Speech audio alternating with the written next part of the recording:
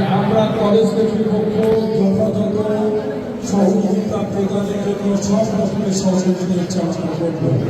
আমরা চাই এই শিক্ষা প্রতিষ্ঠান শুধু কাহারও নয়, শিক্ষা মান যেন গড়িয়ে সর্বশেষ বগুড়ার মধ্যে একটি শ্রেষ্ঠ প্রতিষ্ঠান গড়ে হিসাবে স্বীকৃতি পায়, সেই জন্য তোমাদের সকলের সহযোগিতা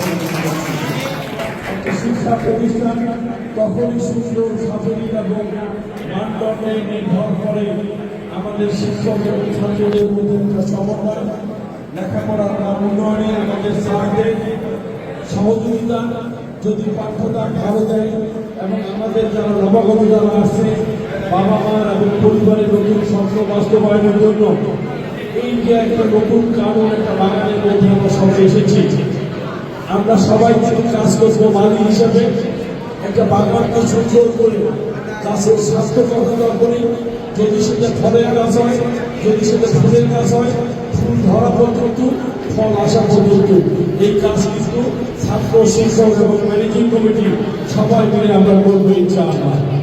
আমাদের প্রত্যাশা থাকবে এই আজিজুল হক মেমোরিয়াল ডিগ্রি কলেজ এটা যেভাবে ঐতিহ্য ছিল ইনশাআল্লাহ আগামী দিনে ঐতিহ্য থাকবে।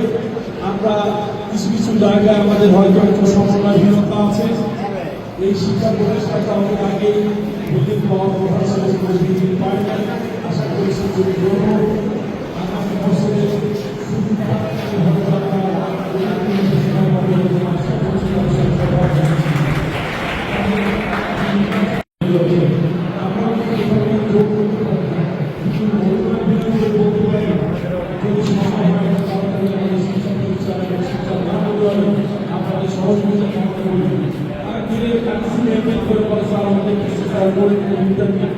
তবে আমার বিশ্বাস নভেম্বর থেকে ডিসেম্বরের মধ্যে হয়তো অবস্থায় যাবে।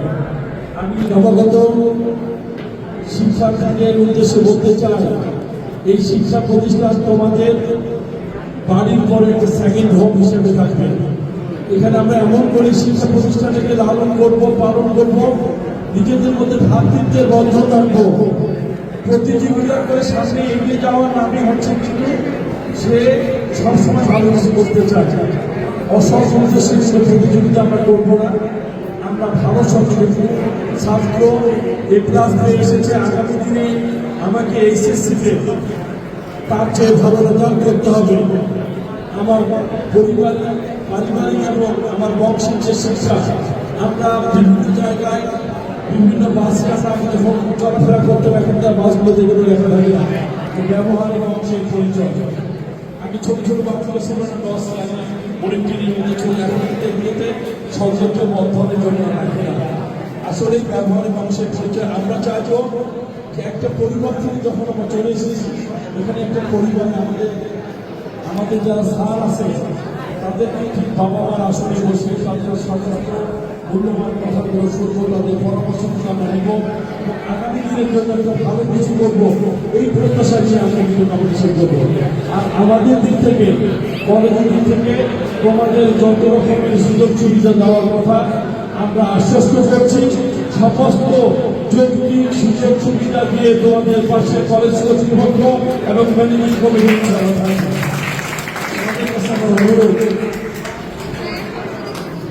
যখন তোমাদের প্রাইমারিতে হাতে খড়ি হয়েছে সেখান থেকে আস্তে আস্তে তোমরা প্রাইমারি পার করেছ, হাই স্কুল পার করেছ, মাদ্রাসা পার করেছ, এখন তোমরা কিন্তু একাদশ দ্বাদশ শ্রেণীতে চলে আসছো।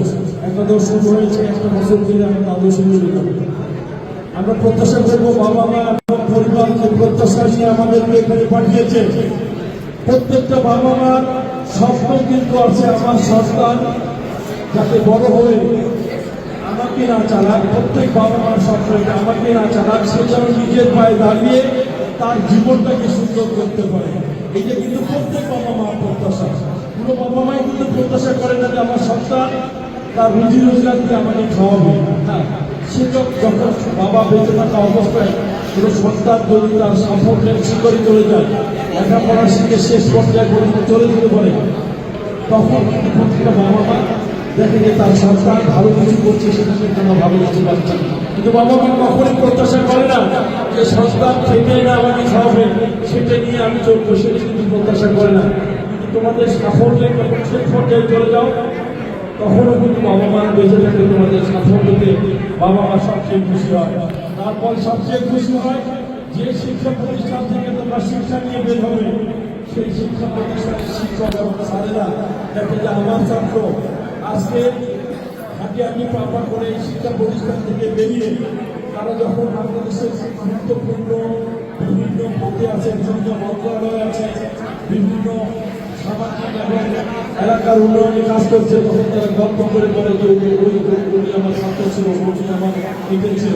কিন্তু ছাত্র এবং আমাদের আমাদের প্রত্যাশা থাকবে যে তোমাদের জীবন যেভাবে করিয়ে সামনে নিয়ে এসেছ, এই জীবনকে সামনের দিকে এগিয়ে নিয়ে যাওয়ার দায়িত্ব কিন্তু তোমার বাবা মা এবং শিক্ষকদের। তবে শিক্ষক এবং আমাদের স্যারেরা যারা আছে কলেজে, তাদের এখানে তোমরা হাজিরা দেওয়া সকাল 10টা থেকে সর্বোচ্চ কলেজ আমাদের দুটো আলিমার মধ্যে চলে যায়। স্কুলের ক্ষেত্রে কিছু বেরিয়ে থাকে, 4টার আগে ছুটি ঘন্টা না পড়লে অনেক সময় তাদেরকে মার্ক করে কিন্তু ছাত্র চলে যাবে, কলেজদের মার্ক করে না। তাই তোমাদেরকে আমি বলতে চাই যে তোমরা এসেছো জীবনকে নতুন করে গড়ার জন্য। যদি তোমাদের কোনো বন্ধু বান্ধব আজকে দুনিয়া স্মার্ট হয়েছে, বাংলাদেশ স্মার্ট হয়েছে, সারা পৃথিবী স্মার্ট হচ্ছে, স্মার্টের সুযোগ সুবিধাও আছে, অসুবিধাও আছে। আমরা অসুবিধাগুলোকে, খারাপ জিনিসগুলোকে বয়কট করবো। যত ভালো কিছু নিয়ে আমার লাইফের সঙ্গে জড়িয়ে আমি নিজে উন্নত হবো, আমার পরিবার সহ আমার এলাকার মানুষ আমার শিক্ষা প্রতিষ্ঠানে সুনাম বজায় রাখার জন্য চেষ্টা করবে, সকলে করতে চাই।